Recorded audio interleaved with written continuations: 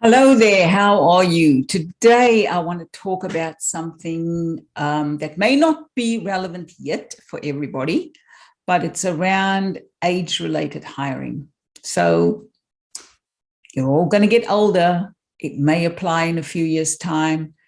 But even if you are someone who's a bit younger, this is advice you can share with people who this applies to.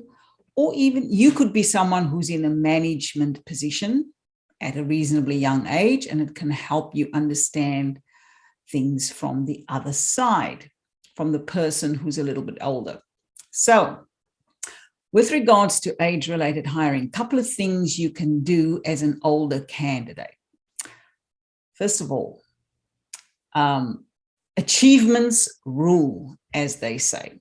It rules whether you a younger candidate, a middle-aged candidate, or an older candidate applying for roles. A focus on achievements, measurable and specific achievements, is going to make a big difference in your resume and on your LinkedIn profile. So don't be one of those people that has task or responsibilities focused resume. Not in today's market. You are definitely going to show some of your age or show that your resume style is outdated. Achievements, the big thing now. Hiring managers, recruiters want to see how you helped. That means you need to demonstrate your value with a focus on your achievements. Second tip, make sure that you're listing your roles from newest to oldest. And you really only need to focus on the roles or the companies for the last 10 years. Anything that's older than that, I would put in as a one-liner summary role where you have the from year and to year, the role title you held, and the company you worked at. That's all. And that's simply there to show continuity of employment. Your focus needs to be on the last 10 years of work that you've done. Because we know that technologies, processes, procedures, companies, the way they work changes, and they change rapidly. So you don't want to be showing or highlighting that you're outdated. So keep things current. Last 10 years is good. And once again, let me reiterate and remind you to have a focus of strong and measurable achievements. Basically, how you helped. What did you make better? And what did that lead to? So a specific and measurable achievement comes down to what you made better and what the result of that was. That's how you would position that. Have a LinkedIn profile. I work with a number of candidates who are a bit older and they're not even on LinkedIn. You need to have a presence on LinkedIn. It is the global professional platform.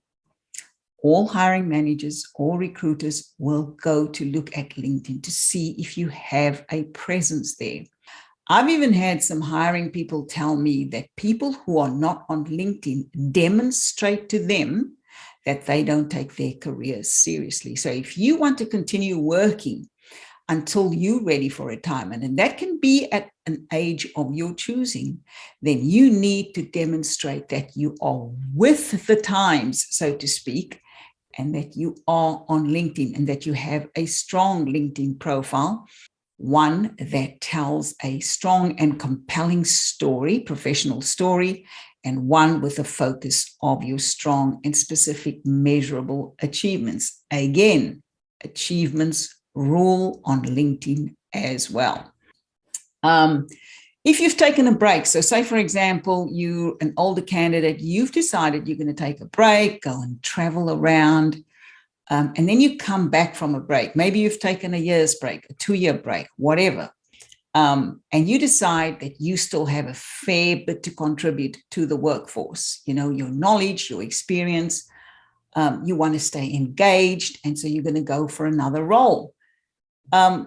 It's okay to share about that break. You want to show that you've been busy, that you've remained engaged and interested in life, and that you've gone on adventures. that you haven't simply sat at home doing nothing, or worse still, ended up in jail. So sometimes people can make that assumption. If you've had long breaks or you've got long breaks on your resume, an assumption can be made that maybe you spent time where you shouldn't have spent time. So just be truthful, you know. You can say, so say if you've had a 2-year break, you can put the year, the to and from year that you took the break. And it could be something as simple as a one-liner that states, traveled internationally for a while, or traveled around Australia, or traveled and undertook learning courses, upgraded education, whatever it was that you did. Maybe you volunteered for 2 or 3 years, right? Maybe you volunteered, wanted to share knowledge in the non-for-profit sector or in a volunteering capacity. You know, maybe you coached or mentored young people for an organization that supports the youth. Whatever it was that you did on your break, and you've decided you want to come back into the workforce, you still have a lot to offer, share that. Absolutely nothing wrong with that, and will be highly prized and treasured. And people like to see that you've remained engaged and interested in your community and in society and in having adventures. Learn how to answer a very important interview question that often comes up when you're being interviewed as a slightly older candidate. And the question usually goes, do you have a problem reporting to someone younger, right?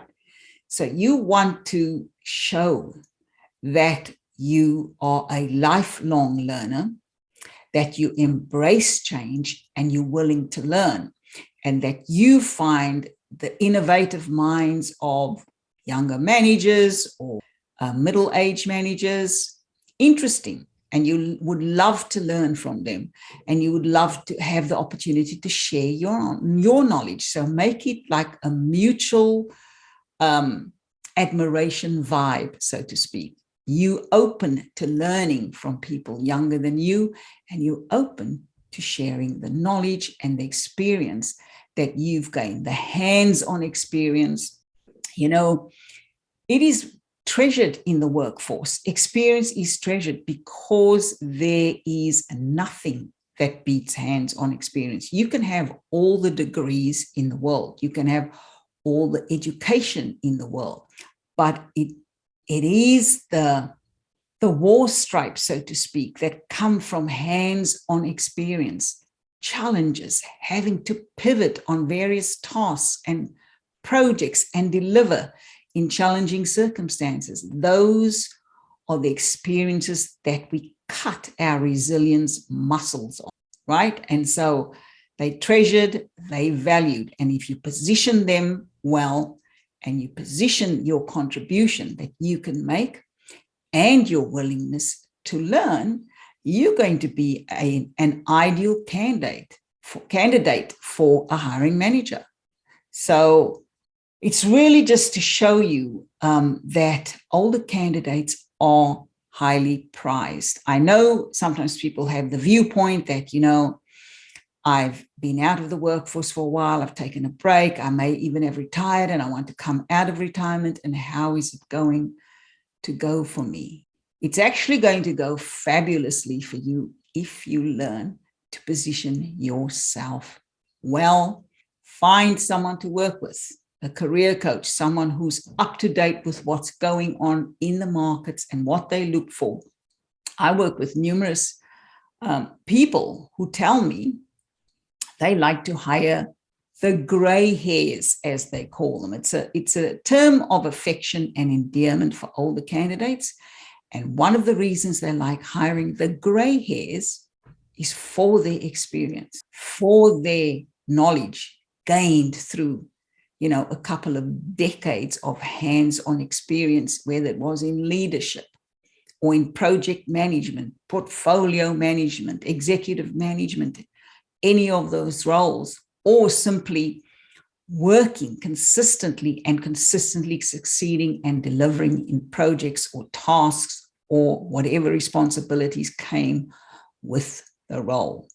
I don't want you to go out there feeling like as an older candidate, there isn't place for you. There absolutely is. So, to recap, make sure that you don't outdate yourself by having a resume that doesn't show all of your great experience, right? So what you want is to show things from newest to oldest roles. You want to have a focus on achievements, not tasks and responsibilities like we used to have on resumes in the olden days. You want to have a current LinkedIn profile, a nice, strong, compelling LinkedIn profile. You want to embrace the breaks that you've taken and share them openly and honestly. And you want to know how to answer that most important question. How do you feel about reporting to a younger manager? Best answer is a willingness to learn, to grow. You love innovation and a willingness to contribute and share your knowledge and experience. So that's my little tips for today. I hope it helps. And I want you to remember that even as an older candidate, you're highly prized and valued. Embrace it, learn to position yourself well, and reach out if you need any support or help. Have a great day.